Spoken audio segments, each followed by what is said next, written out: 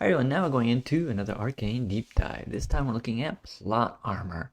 In this particular case, Arcane probably has about, well, basically four instances of major plot armor. Now, when you look at this, basically plot armor in general is not so good. But, it happens in a lot of shows where basically the creative kind of paints himself in a corner, so to speak, and things happen that most people would not survive, or at least as far as we know who the character is, most likely should not be able to survive it. I think one of the more egregious use would be, for example, like Mando and the Mandalorian. But in Arcane, he's still like, maybe. So let's look at these, and I think some of them you can actually kind of explain your way out of them. At least the people in Arcane were a little bit more thoughtful about it. Now, first of all, there is, of course, the first one that I would like to bring your attention to, and it's this one right here, which the young Vi basically gets caught in the neck by the mutant Derek. Now, this is totally reasonable considering Vi's personality that she would, of course, jump at the mutant, and then the mutant just kind of captures her by the neck. But we've already seen so far in this particular episode itself that pretty much the mutant Derek kills Benzo and it kills Grayson pretty quickly. Boom, no problem. And of course, there has been some speculation that maybe because he had some sort of, vendetta, so to speak, after Vi pretty much beat him up when he was in human form in episode 1, that he might want to toy with her a little bit. Well, maybe. I mean, you can go either way. It's like, surely he could just kill her right there. But of course, the story requires Vi to live up until the very end of the series, so that cannot happen. So he has to throw her away, and you can look at this as probably an instance of plot armor. I mean, you can sort of say, okay, maybe he just wanted to toy with her and throw away. I don't believe that. Now, that is one that some people will be satisfied and others won't be satisfied. Now there are three other instances that are a little bit harder to look at, if from just kind of casual viewing. There is, of course, the incident right here where Caitlyn sees the monkey for the first time, when, of course, Jinx is going to set this thing up. Now, we see this shot, and then not much later we see this shot, and then not much later we see this shot. And if you look at it right here, you're like, okay, this person is dead. I mean, there's a huge explosion, and Caitlyn should be dead. But Caitlyn survived that. Now, if you look at that, I think there is a way to explain it in a reasonable manner. But it has to do with editing and looking to detail quite closely. And I will get into that, but I want to also look at two other instances of plot armor, or supposedly plot armor, that can sort of be explained away. Now, when I say sort of, it means like either way. I think you can kind of imagine like that's probably not possible. Now, one of them is, of course, the one on the bridge. Now, this is, of course, the scene right before the epic fight between Echo and Jinx, and this is that fighting scene itself is great for various reasons. But this particular point here is kind of, you look at this and you're going, how did she survive this? Now, what I mean by that is, let's first look at how far away Caitlyn is from Marcus. And then in the next scene, we see that Marcus is trying to shoot Caitlyn. And of course, there is that little butterfly that comes in and drops on Marcus's gun. So, in theory, basically, Caitlyn could have been stepping back slowly over time. Now, of course, there's a bridge, which is going to restrict her movement, so to speak. And there's also kind of another interesting thing, so, which is right here. So we see that there are a lot of smaller explosions, which of course means that not like one big explosion. So smaller explosions would be harder to avoid. But you notice that the explosions are kind of high up, almost like fireworks.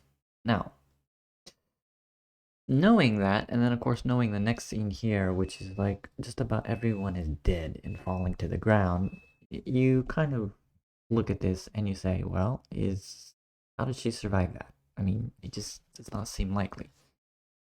And one thing to actually draw from this is very interesting is that in this particular scene, for some reason, the butterfly things do not actually drop on her.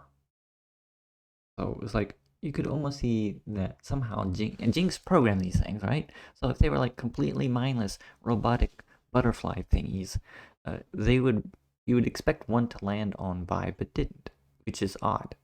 I mean, everything in the scene like points to the fact that Jinx is sort of mad at the situation, the fact that Vi is running back towards Caitlyn.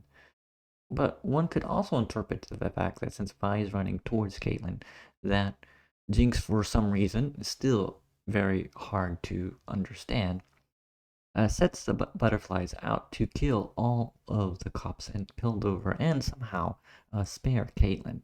Now, of course, Caitlyn easily gets injured in the explosion, but if Caitlyn drops down quick enough, noticing that they're butterflies, she could probably avoid some of the explosion. But of course, looking at the carnage, you would expect that the explosive radius would be from the gun to basically the round where the shoulder is. So it's at least twice that. And that Caitlyn backed away and got down quick enough that she didn't die.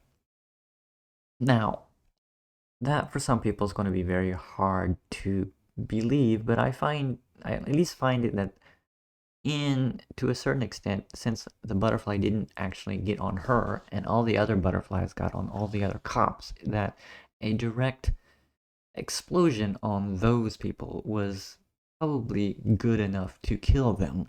But if you are a certain distance away, you can at least survive. That is kind of my take on it. So it's like, maybe there is some plot armor, maybe not. Or at least the people who were creating this scene thought there was enough leeway to get away with it.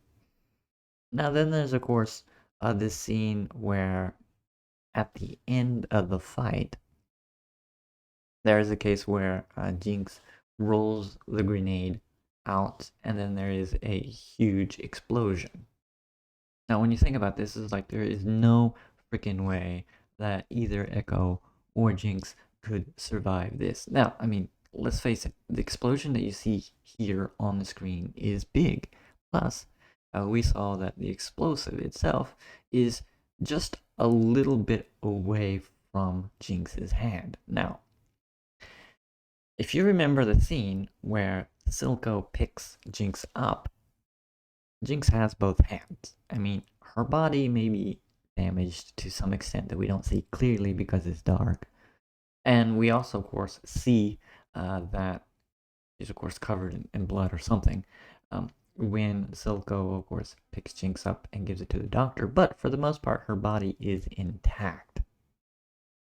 Now, if you consider the fact that the grenade is where it is, there is no possibility that anyone would have any limbs intact at that distance.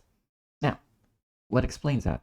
If you actually go back and look at the scene, you will notice you will hear a large thunk that was before the thing exploded. So the only explanation for that would be that Echo reacted and probably batted the explosion away from Jinx. So in that case, it might have been far enough to allow Echo to not only hit the grenade and jump off the bridge, and only injuring his leg, which is of course I feel a little bit of a stretch. Consider how high up the bridge is. I mean that's a good enough distance that you can die from.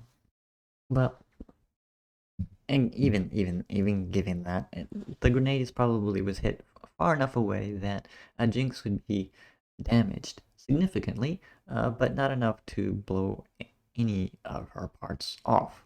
So that's kind of what I think. I mean, if you're just kind of a casual viewer here, you would think, okay, they're both dead. I mean, there's no way they could avoid that.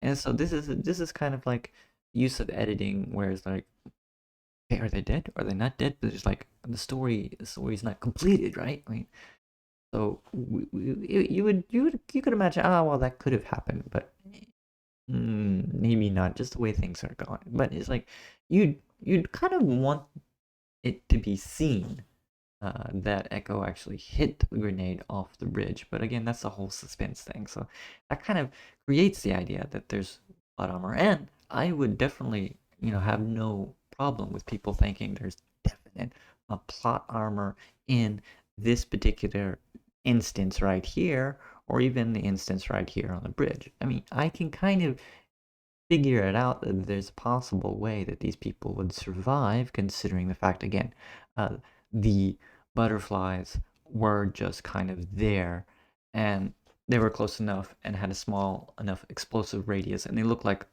fireworks rather than huge explosions, that it's quite possible that even though there are multiple explosions and the distance are not huge, that Caitlyn would actually survive if she was able to provide enough distance between her and Marcus uh, before it actually blew up. Now, the hardest one to really explain is this one right here. And actually, when I actually went through and looked at it carefully, I noticed that you could sort of explain it away if you actually look at the scene very carefully. So let's actually look at the scene very carefully here. So then let's pop it up right here. Boom. Okay, so first you have to know exactly where everyone is at. And so at the very beginning here, we see that Caitlyn is just outside of the whole thing. And then actually as we move forward here, what will actually happen is she's actually asking people to go away, and she actually grabs the fire extinguisher, and there's people coming in. So coming in, she's bringing it up, and then we get a good glimpse of them actually going into. So what we actually have here is a situation of Caitlyn actually trying to extinguish the fire from the outside. And then we have at least 3 people from the inside. And then here's another another formation of 3 and 3, which is where the confusion kind of starts. Because what you would normally think is 3 people get blown up in almost the exact same formation, that it would be natural. And the thing is, as you see the whole scene progress, which is just kind of wonderful, and she backs away. So I was like, here is the shot. And this is where things have to be looked at from a slower point of view. So she's backing away from the monkey. She asked to get out, so that means that as she does that, she's probably leaving. But then we have the shot here of the 3 people. Now, here is where you have to be careful. Notice the 3 people here, and notice the girl in the middle with short hair. This is important to realize that it wasn't Caitlyn that got vaporized in the shot. So if we actually look at this very slowly, okay, so the thing has its own line of, boom, blows up. So, blows up, that guy gets killed. Huge explosion. Now, going straight up, and of course out. So, we already know that Caitlyn, at that point, basically told everyone to get out. So she was probably running away from the explosion. But the confusion starts here. So remember, she had looked at the monkey thing. It explodes. Boom. We see this shot right here of Caitlyn facing towards the explosion. So here is a shot of the monkey that boom explodes. We see the light come off. We see that she moves away. So you would think just from that she is a certain distance away from the explosion. Then we see that shot. Then we see this shot right here. So you would think, okay, this has to be Caitlyn. And we see the explosion. If we look at very carefully, looking here, we notice that in this shot right here, the hair is very short. So this is a different person. In fact, these 3 people are the people on the inside, not the outside of the tent. So boom, explosion. And of course it explodes again. And Caitlyn gets tossed. So what you basically have here is a basic instance of how can I say? So situation where Caitlyn somehow survives the explosion. Somehow she's a good enough distance away so that she lives. Now, I think, however you break this down, is like, this is really, really, really iffy territory. But I think that maybe not a good example of plot armor, but I've seen a lot worse in a lot of other different shows. And all I can say that is that for the most part, it does seem that Caitlyn has a significant amount of plot armor. But if you look at the scenes carefully and you kind of think about what's going on, you can sort of rationalize it away. So it's not as egregious as it initially appears. So I see this as kind of, well, not great storytelling and not great editing, especially in this particular scene right here.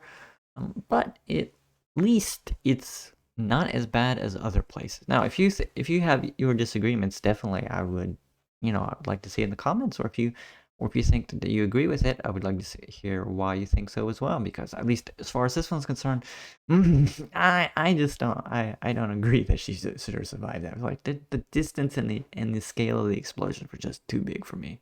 But other than that, I will see you in the next video. Bye bye.